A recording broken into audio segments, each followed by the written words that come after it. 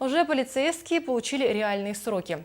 Сегодня в Верховном суде республики их признали виновными в преступлениях, в том числе убийстве, совершенном под видом сотрудников полиции.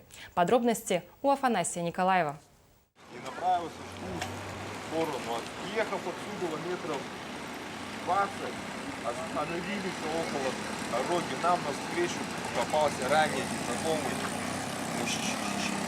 Не в том месте, не в то время. 4 молодчиков во время пьяного загула остановили прохожего. Двое из компании просто ради куража избили незнакомого мужчину и насильно усадили его в автомобиль УАЗ. В салоне автомобиля злоумышленники, развлекая друг друга, представились сотрудниками полиции и ударили потерпевшего в живот, при этом сопровождая свои действия требованиями признаться в вымышленном ими убийстве и составить письменное признание об этом.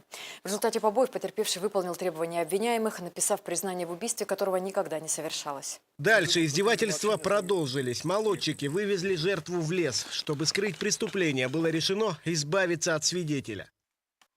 Я взял палку, подошел, ударил его приблизительно вот в эту область. Опасаясь, что потерпевший сообщит в правоохранительные органы об их так называемых развлечениях, злоумышленники с целью убийства насильно вывезли его в лесной массив, расположенный в районе Маганского тракта, где двое из группы нанесли множественные удары подручными предметами по различным частям тела потерпевшего, причинив переломы костей черепа и ребер.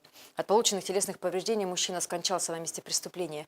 Его тело обвиняемые прикрыли ветками и скрылись с места происшествия. Спустя 2 недели после произошедшего тело потерпевшего обнаружили грибники и сообщили о своей находке в правоохранительные органы. Но и расплата не заставила себя ждать. Уже через год после убийства преступники давали признательные показания. И сегодня приговором Верховного суда республики двое получили 17 и 18 лет строгого режима.